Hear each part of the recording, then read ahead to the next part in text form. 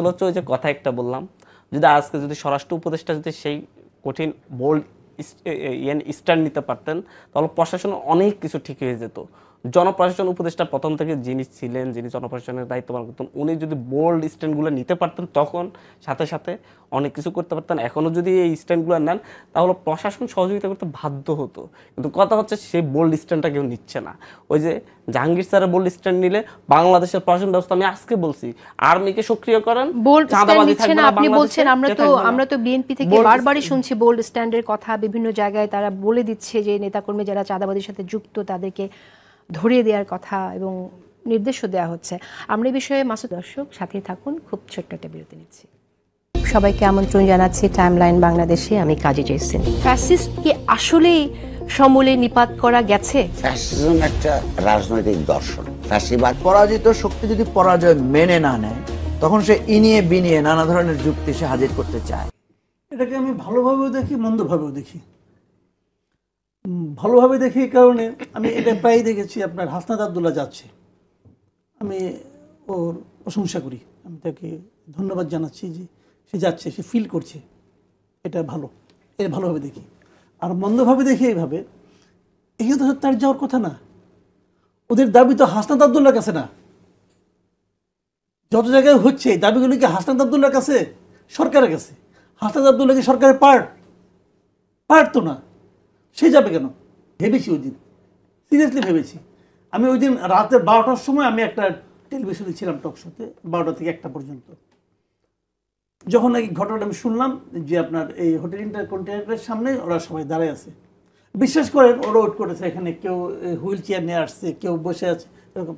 আমার প্রথম যে প্রশ্নটা আমার মনের মধ্যে উঠছিল আর কি, যে একটু দূরেই তো ডক্টর ইউনূসের বাসা, উনি কি করছেন? উনি কি ঘুমাচ্ছেন? উনি কি টিভি দেখছেন? উনি কি চা খাচ্ছেন? উনি কি করছেন? আমার এটা জানার পরে প্রচণ্ড আগ্রহ হয়েছে যে এই ছেলেটা যার হাত ভাঙছে, যার পা ভাঙছে, এর পা ভাঙার কারণেই তো উনি ওখানে আসতে পারছেন। ওরা এখন রাতের বেলা খোলা আকাশের নিচে বসে আছে, উনি কি করছেন?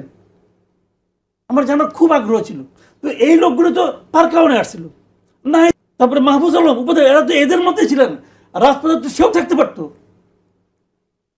সে তো লটারির মাধ্যমে ওখানে গেছে, অন্য একজন যেতে পারতো, হান্নান মাসুদ যাইতে পারতো, তখন ও যাইতো না, ও তো তখন এখানে থাকতে পারতো।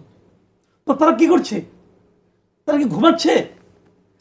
সারাটা দিন গেল, শনিবার দিন তারা শুরু করেছে, রোববার দিন রাতের বেলা এখানে আসছে, 24 ঘন্টার মধ্যে একজন লোক, এরা কোনো দায়িত্ব বাদ দিলাম ওদের কথা, ওরা লোক খারাপ। আতুল ল্যাংরার কাছে কে যায়? বাদ দিলাম, আতুল ল্যাংরা দাম নাই, ওকে ফাইন।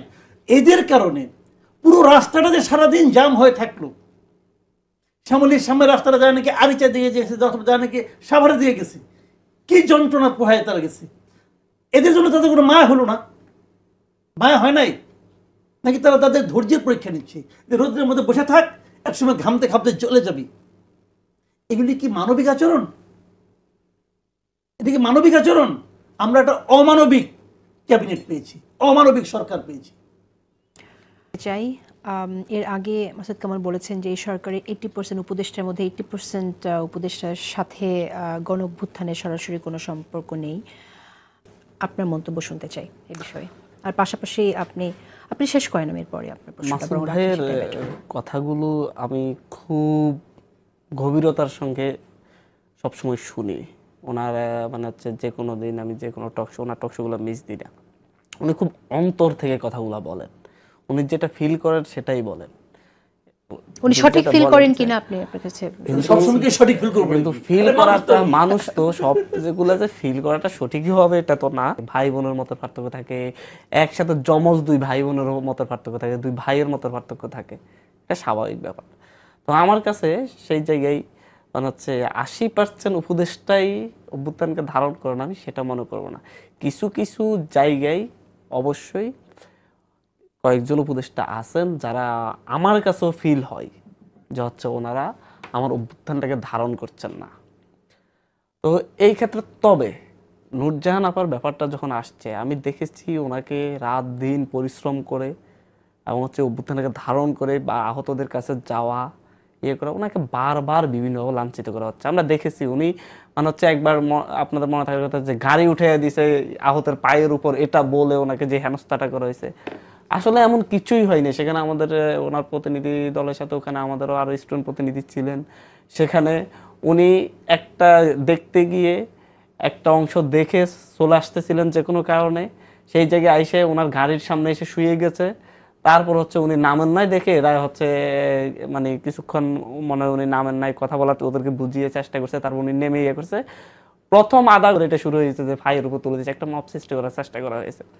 এরকম অনেক কিছু উনি ফেস করেছেন। ওখানে আমাদের কিছু ছাত্র প্রতিনিধি থাকার কারণে আমরা অনেক আরো কিছু কিছু জানি। বিষয় আছে আমাদের, যেহেতু সময় খুব বেশি নেই, এবং- আমি একটু প্রশ্নটা রাখতে চাই আপনাকে, একটু সংক্ষেপে যদি। একই সাথে আরো বেশিও হবে।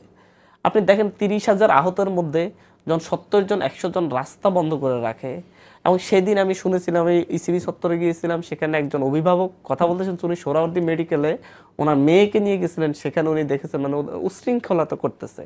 আমি বলছি না, আমি আহতদেরকে অনেক শ্রদ্ধা করি, ওদের সাথে আমার সাথে অনেক আন্তরিকতা, কিন্তু হচ্ছে কি কয়েকজনের কারণে যেই এটা তৈরি আচ্ছা, হয়েছে। আমি একটু আমাদের রাজনৈতিক বন্দোবস্ত বলতে তারপরে স্পেসিফিক কি বোঝান? আমরা খুব শুনি আপনাদের কাছ থেকে যে একটি দল গেছে, আরেকটি দল আসছে।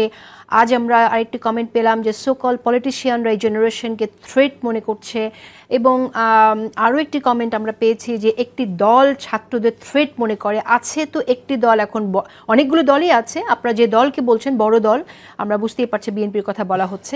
আজহারি একটা মাহফিলে উনি বলছিলেন যে হচ্ছে এক দল চাঁদাবাজি সে করে গিয়েছে, আরেক দল এখন চাঁদাবাজি শুরু করেছে। তখন এবার আপনারা খুব চাঁদাবাজির কথা বলেন, কিন্তু একটি বিষয় আমি বলি, একটু শেষ করি।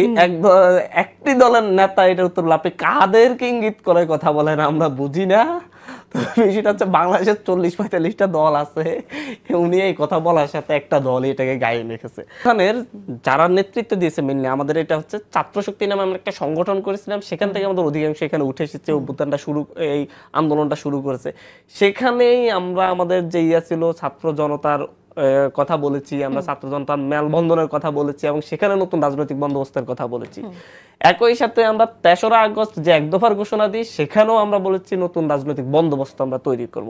এটা জাতির কাছে আমাদের দেখ কথা, এবং আমরা সেই নতুন রাজনৈতিক বন্দোবস্ত তৈরি করার জন্য সেই মতামত নিয়ে, সেই মতামতকে সন্নিবেশিত করে আমরা কি কি মতামত এসেছে সেটা জাতির সামনে তুলে ধরে সেখান থেকে আমরা ইয়ে করবো। আমি দুপুর থেকে 6:45 মানুষের মতামত নিব, কিন্তু এই রাজনৈতিক বন্দোবস্তের ব্যাপারে মানুষের এতটাই আগ্রহ যে আমাদের 6 ঘন্টার মধ্যেই, 6 ঘন্টা না 5 ঘন্টার মধ্যে 6:45 আমাদের 65,000 অনলাইনে মতামত মানুষ প্রদান করেছে।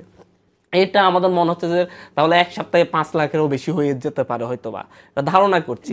তো হচ্ছে এতগুলো মতামত নিয়ে আমরা সেখান থেকে বাংলাদেশের মানুষ কেমন রাজনৈতিক ব্যবস্থা আসলে চাচ্ছে। আপনারাও মনে করেন বিভিন্ন জায়গায় আপনাদের অনেক সাংবাদিকরাই আমাদেরকে প্রশ্ন করেন যে হচ্ছে কি আপনাদের বিরুদ্ধে এত কথা অমুক রাজনৈতিক দল বলতেছে, তারা কি আপনাদেরকে থ্রেট মনে করছেন? তো হচ্ছে বিষয়টা হচ্ছে এটা সবাই ফিল করেন যে হচ্ছে এটা ফিলের ব্যাপার। আপনারা যেমন আপনারা যে বলছেন আমরা একটা ফিল আছে, আমরা বলতে সবাইকে আপনি বলবেন না পার্টি হতে পারে এটা নিয়ে যেই লেভেলের চুলছাড়া বিশ্লেষণ, এবং হচ্ছে পলিটিক্যাল পার্টিকেই বিরোধী দল বানিয়ে দেয়া, মানে হচ্ছে বিরোধিতা করার একটাই জায়গা, সেটাই পলিটিক্যাল পার্টি, যেটা হতে যাওয়া পলিটিক্যাল পার্টি। সন্তান এখনো জন্ম নেয় নাই, সেই সন্তান জন্ম নেওয়ার আগে বলছেন, তাই না? অনেক জায়গায় বলছেন যে আপনাদেরকে থ্রেট মনে করছে। আমরা ঢালাওভাবে বলছি না, আমরা ওই আরেকটু বলি, আপনারা চাঁদাবাজির কথা আপনারা বলেছেন, কিন্তু আপনারা যখন অভিযোগ করেন, আমরা শুনেছি আপনার বিভিন্ন জায়গায় আপনাদের দলের পক্ষ থেকে বলা হয়েছে যে চাঁদাবাজি করছে এবং বড় দল চাঁদাবাজি করছে, কিন্তু বৈষম্য বিরোধী ছাত্র আন্দোলনে অনিয়ম ও চাঁদাবাজি নিয়ে যখন আমরা কথা বলি বা তথ্য তুলে ধরি, তখন আমরা একটা মানে স্ট্রং ডিনায়ালে চলে যান। আপনারা অ্যাড্রেস